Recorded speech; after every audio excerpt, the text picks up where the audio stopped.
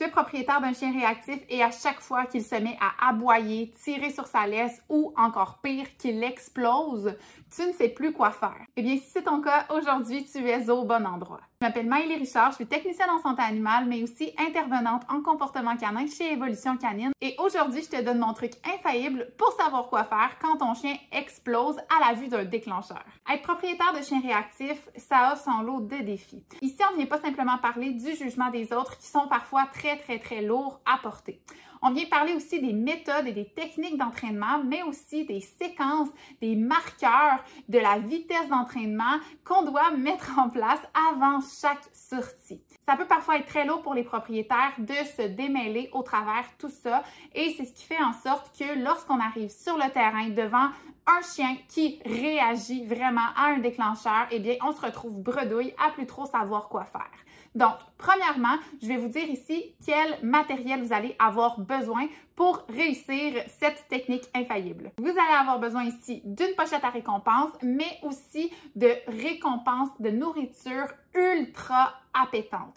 Pourquoi? Parce qu'on voudrait quelque chose qui va être capable de venir faire compétition.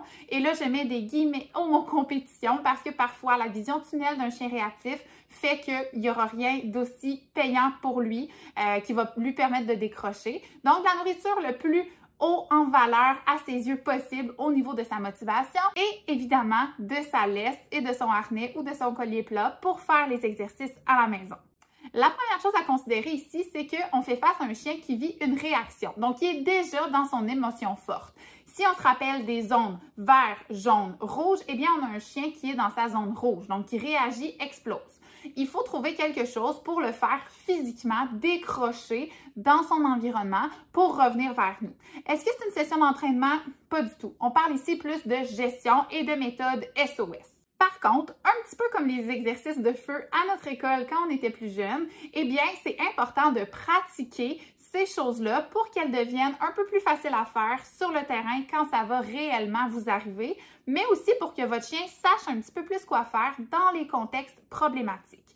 C'est pourquoi je vais vous recommander de le pratiquer en dehors des contextes de réaction et de faire attention pour ne pas simplement le faire toujours dans un contexte où il y a une réelle explosion. Et là, vous allez remarquer dans la prochaine vidéo où je vous montre les étapes pour y arriver que mon chien va faire l'exercice en collier plat pour les besoins de la cause et que je commence toujours dans un environnement sous-stimulé.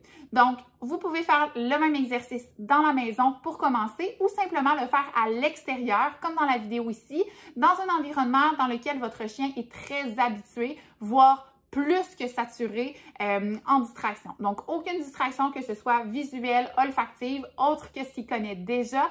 Et là, vous allez pouvoir pratiquer ceci. Je vous montre la vidéo à l'instant.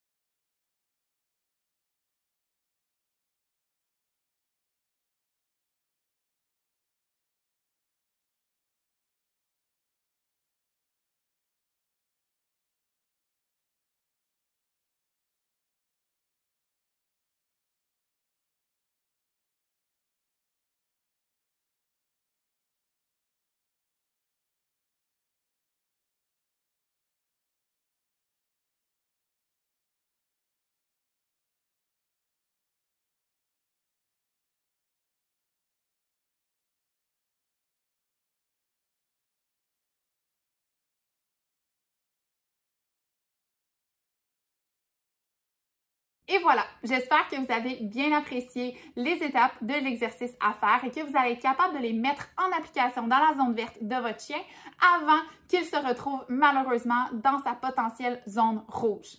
Si vous avez des questions ou des commentaires, n'hésitez pas à les déposer sous ces vidéos et de vous abonner à notre chaîne YouTube pour en avoir encore plus. À bientôt!